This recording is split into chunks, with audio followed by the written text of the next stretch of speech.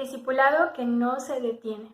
Quiero invitarte a que abras tu Biblia en el Evangelio de Marcos, capítulo 9, versículos del 30 al 32. Voy a darle lectura. Y habiendo salido de allí, caminaron por Galilea, y no quería que nadie lo supiese, porque enseñaba a sus discípulos y les decía: el Hijo del Hombre será entregado en manos de hombre, y le matarán. Mas muerto él, resucitará al tercer día. Pero ellos no entendían esta palabra y tenían miedo de preguntarle. El discipulado que no se detiene. Cuando pensamos en el entrenamiento por el que estos 12 discípulos pasaron durante casi 3 años con Jesús, nos imaginamos en una vida increíble viendo a Jesús haciendo milagros y pasando tiempo con el Salvador. Y sí, seguramente esto formó parte importante de la preparación de los discípulos, pero a veces nos olvidamos de los tiempos duros o los momentos que conducirían hacia la muerte de Jesús y el costo del discipulado que ellos debían pagar. Sin duda, formar parte de este grupo selecto de personas que estaban junto a Jesús debía ser algo muy emocionante, pero por supuesto que también hubo momentos de dificultad, de dolor y de confusión. En el capítulo 8 veremos cómo Jesús comienza a trabajar de forma personal con los discípulos cuando comienza su ministerio privado, lejos del bullicio de las multitudes, para prepararlos para las cosas que vendrían en el futuro. En este pasaje en especial veremos cómo los aparta de la multitud y los lleva en un viaje hacia Capernaum, donde pasarían desapercibidos de las multitudes para enseñarles las verdades más profundas. Y a través de estos versículos vamos a aprender cómo avanza el discipulado de Jesús con sus 12 apóstoles a través de 3 factores, y cómo esta clase de discipulado es el que Él también quiere tener contigo y conmigo. Punto número 1. El discipulado de Jesús avanza a través de una relación personal. Esto lo vemos en el versículo 30. En el Evangelio de Marcos veremos a Jesús haciendo milagros, predicando entre multitudes, y vemos cómo poco a poco su fama se va extendiendo y se vuelve muy grande. Los 12 habían vivido todo esto con Jesús, pero ahora ya no se trataba de las multitudes. Jesús anhelaba preparar a los 12 apóstoles para el futuro, para lo que habría de venir, la culminación de su ministerio terrenal, la cruz. A partir del capítulo 7, versículo 23, vemos cómo Jesús desea tener privacidad con sus discípulos, pero no lo logra porque la gente sigue viniendo a ellos. Y nuevamente en el capítulo 8, Jesús y los discípulos van hacia Cesarea de Filipos para estar solos. Su ministerio público había terminado. Ya no era más el héroe de Galilea. Y ahora, en este pasaje, después de haber sanado a un muchacho endemoniado, Jesús y sus discípulos emprenden un viaje hacia Jerusalén, y su destino inmediato iba a ser Capernaum. Caminaron por el noreste de Galilea para llegar a Capernaum. De Cesarea de Filipos por aquí, caminaron así hasta llegar a Capernaum. Y lo hicieron por esa ruta para que no hubiera muchas personas y las personas no se amontonaran y ellos pudieran tener algo de privacidad. ¿Pero por qué? ¿Por qué Jesús insistía tanto en que nadie lo supiese, en que nadie supiera dónde estaban? Bueno, su intención era la de enseñar y preparar a los 12 para el futuro. Y esto no podría suceder entre miles de personas. Se requería privacidad, se requería la clase de cercanía en la que podemos compartir cómodos con otras personas. Pero en este caso no se trataba de un simple descanso para hablar de cosas superficiales o tener una plática casual, sino todo lo contrario. El discipulado de Jesús avanza a través de una relación personal, porque es ahí donde Él va a instruirles sobre las cosas más profundas de la Escritura y del cumplimiento de la profecía mesiánica. Faltaban aproximadamente 6 meses para la cruz, para la crucifixión, y los discípulos seguían sin comprender muchas cosas importantes.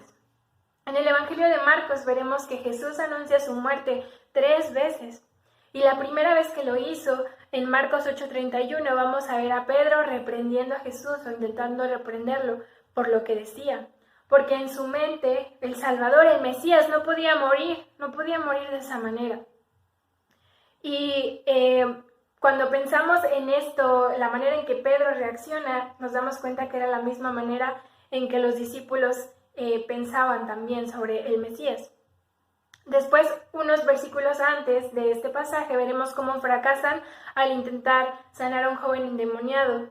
Por todo esto era necesario que Jesús les enseñara personalmente y sobre todo que hiciera énfasis en su muerte y resurrección y que comprendieran cuál era realmente el costo del reino de Dios. Cuando se trata de nuestro avance espiritual, nos sentimos muy cómodos estando en comunidad, donde todo parece perfecto, vemos cómo Dios obra en otras personas y creemos que nuestra fe es más fuerte cada vez que vamos a la iglesia. Algunos hasta usamos este dicho de voy a recargar pilas a la iglesia los días domingos, ¿no? Sin embargo, en el discipulado de Jesús esto no funciona así. Las verdades más profundas requieren tener una relación personal con Él y pasar tiempo con Él para que Él comunique sus verdades a nuestras vidas. Es cierto que Dios se manifiesta a través de su iglesia, pero ¿cómo vamos a avanzar en nuestra fe, en nuestra vida espiritual, si vamos los domingos a recargar pilas a la iglesia, pero el resto de la semana nos olvidamos de nuestra relación personal con Él? Ahora, esto de alejarnos de las multitudes nos suena mucho más familiar, ya que seguimos en cuarentena y no podemos reunirnos en un edificio para estar con los demás hermanos de la iglesia. No podemos vivir más de milagros ajenos o de la fe prestada de otras personas. Hoy estamos solos con Jesús. ¿Y qué es más especial que eso? No desaprovechemos la manera en que Dios nos ha apartado de las multitudes para enseñarnos hoy. Recordemos que el discipulado de Jesús avanza a través de una relación personal. Y punto número 2, el discipulado de Jesús avanza a través del dolor. Esto está en el versículo 31. Jesús apartó a sus discípulos para enseñarles algo de gran importancia. Esta era la segunda vez que Él anuncia su muerte y su resurrección. La primera vez que Él anuncia hace énfasis en la necesidad de su muerte. Pero en esta segunda vez Él hace énfasis en la certeza de su muerte inminente. Al hacer uso de una heterosis, esta es una figura de dicción que sucede cuando usas el presente como el futuro en un acontecimiento que sabes que va a suceder. Y por eso él declaró esto así. En el original dice, porque el Hijo del Hombre es entregado en manos de hombres. Su muerte era algo que iba a suceder mucho antes de lo que ellos pensaban. Y era algo que iba a suceder, que inminentemente iba a suceder. Muchas cosas increíbles habían pasado en el ministerio de Jesús y sus discípulos habían sido testigos de todos esos milagros y probablemente se sentían privilegiados por pertenecer al grupo más cercano a Jesús. Sin embargo, Jesús quiere asegurarse de que sus discípulos tengan el panorama completo de lo que significa ser sus seguidores. Y esto implicaba pasar por la muerte del Hijo del Hombre. Este título que Jesús constantemente se da proviene de Daniel, capítulo 7, versículo 13, y es la figura del individuo, pero también del representante ideal del pueblo de Dios. Sin embargo, el Hijo del Hombre iba a ser muerto en manos de hombres que no alcanzan a entender ni a aceptar el mensaje del Mesías. El discipulado de Jesús avanza a través del dolor, porque cuando Jesús habla sobre la crucifixión, sabe que será un momento difícil, no solo para él como Mesías, sino también para sus discípulos, y que es necesario que aprendan que el Mesías sigue siendo Mesías en la cruz.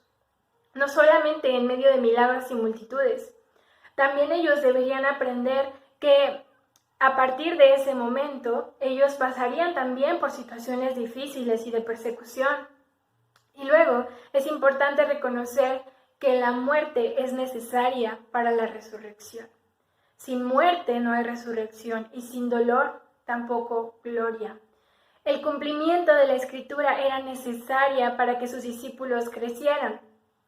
Sin eso, cualquier milagro pasaría inadvertido o sería algo sorprendente, pero nada más. Sin embargo, era necesario que ellos supieran a qué había venido el Mesías y cuál era el costo del discipulado. Más adelante vamos a ver a los discípulos discutir sobre cosas como quién sería el mayor entre ellos. Y Jesús nuevamente les recuerda que la única manera de ser el primero es sirviendo a todos. Y esto es algo que Jesús ejemplifica con su vida y con su muerte. El discipulado avanza a través del dolor. Rabbi Zacarías decía que los cristianos solemos tener muy presente que Dios es todopoderoso y que Dios es amor.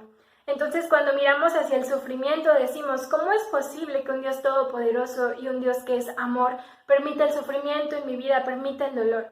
Pero nos olvidamos de otros dos atributos de Dios. Dios también es eterno y Dios también lo sabe todo, es omnisciente.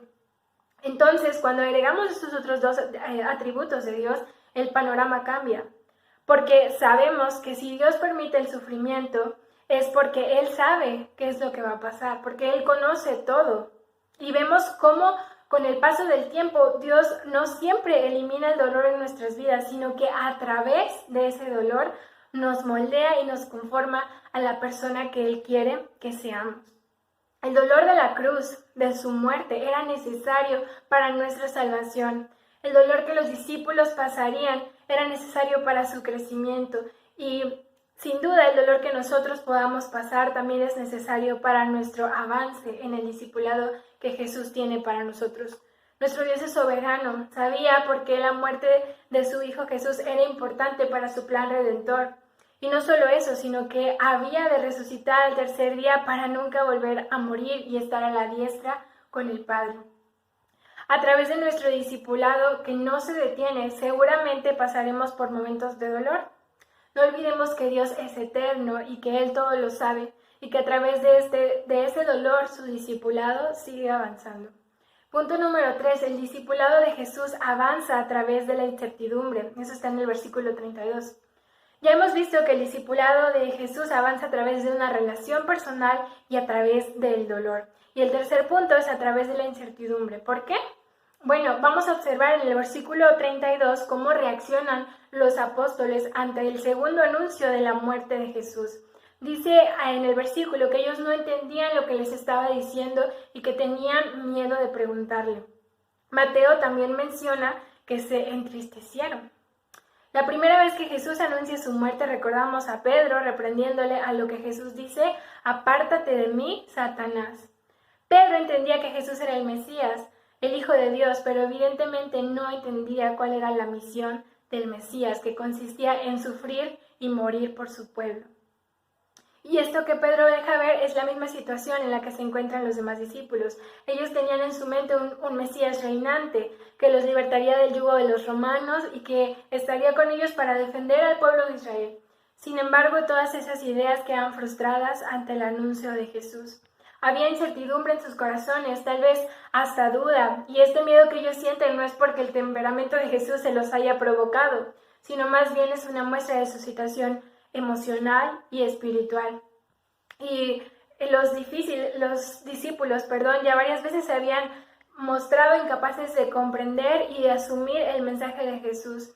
Esto incluso después de esta declaración de Jesús, de su muerte, va a continuar, porque vemos que después de comunicarles un momento tan doloroso para Él, ellos siguen pensando en quién sería el mejor de todos. Sin embargo, Jesús continúa enseñándoles pacientemente. El discipulado de Jesús avanza a través de la incertidumbre, porque aun cuando no podamos comprender del todo los planes de Dios, es necesario que escuchemos su palabra, las partes duras y las partes que nos confrontan. Al llegar al cristianismo, muchos de nosotros pensamos que sería una vida perfecta, sin pruebas y siempre con una fe constante. Sin embargo, con el paso del tiempo vamos descubriendo cosas duras que debemos enfrentar en nuestra vida o incluso dentro de la congregación. Muchas veces nos entristecemos como estos 12 apóstoles o tenemos miedo, pero aún en esos momentos Jesús nos está preparando para la vida cristiana. En el llamado que Dios hace en nuestras vidas, muchas veces viene con sorpresas. Siempre los que son llamados al ministerio tenemos una expectativa de cómo será este ministerio.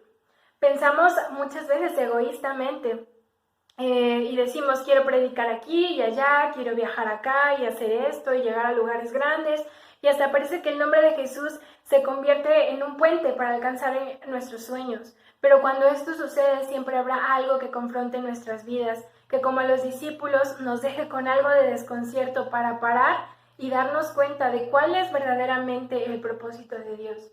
En esos momentos de incertidumbre cuando nos acercamos más a Dios para dejar de ver banalmente el llamado de Dios y comenzamos a ser más conscientes del costo de este llamado. El discipulado de Jesús avanza a través de una relación personal, a través del dolor y a través de la incertidumbre. Es por eso que cada vez que te levantes debes recordar que eres un discípulo de Cristo y que estás en un discipulado que no se detiene, que es constante y que tu vida debe ser transformada cada día a través de la palabra de Dios.